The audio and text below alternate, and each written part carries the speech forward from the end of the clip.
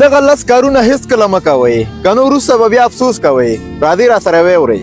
اول، په خالي جیب هیڅکله واده مه کوه. دویم، هیڅکله چاته مفته کار مه کوه ځکه چې قدر دې کمیږي. دریم، له ملګري او خپلوانو سره په هیڅ ډول کار کې شراکت مه کوه. څلورم، له مغرور او نمک حرامو خلکو سره مرسته مه کوه ځکه دا ډول خلک تا بدناموي او ښېګڼه دې هېروي. پنځم، بې له سوچ او مشورې تصمیم ونیسه. احساساتي پریکړې اکثره پښیماني راوړي. شپږم، له داسې خلکو سره ملګرتیا او اړیکه مه ساته چې په ژوند کې هدف ونه لري.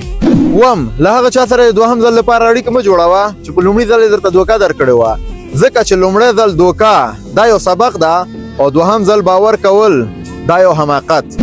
اتم، بې عمله وعدې مه کوه. که یو چا سره ته واده کوي او پوره کولی نه شې نو هېڅ واده مه ورکوه.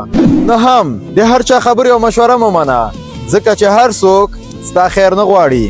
او لسم، خپل صحت دې د پیسو لپاره مه قرباني کوه ځکه چې پیسې بیرته راځي خو صحت نه.